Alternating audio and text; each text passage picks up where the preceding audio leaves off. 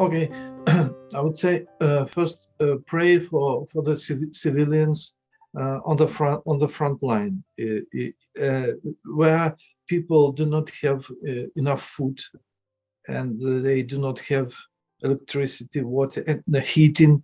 That's a special prayer, because these people really suffer very much, and as I said before, we even don't know how much they suffer. Because nobody comes there, no information comes from there. Also pray for soldiers, and we have information, like our president said, that every day 500 soldiers, Ukrainian soldiers, die. I think it's not quite true, because I think more soldiers are dying, and for the soldiers, uh, uh, pray for them. They have now enough food, enough maybe the things which they didn't have at the beginning of the war. But for us, I would like to ask you to pray for soldiers, for their need of God.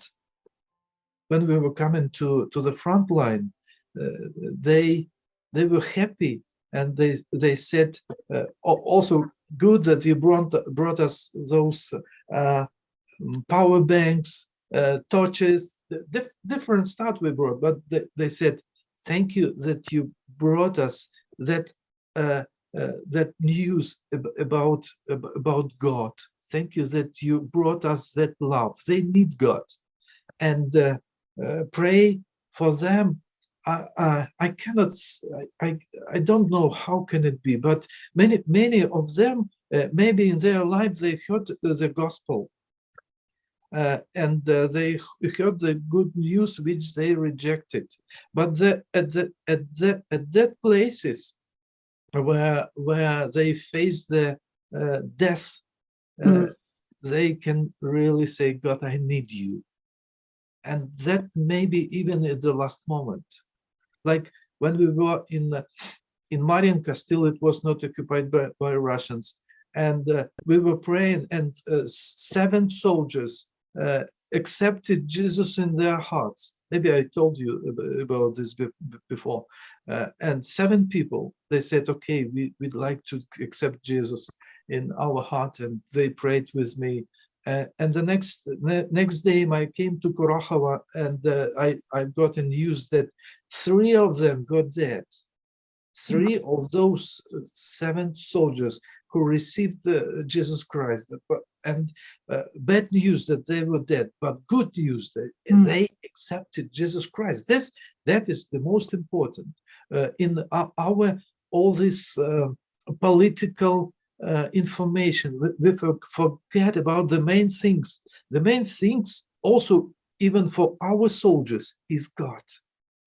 Not to die without God. That's why I ask you to pray for our soldiers, not for them not to die without accepting Jesus Christ.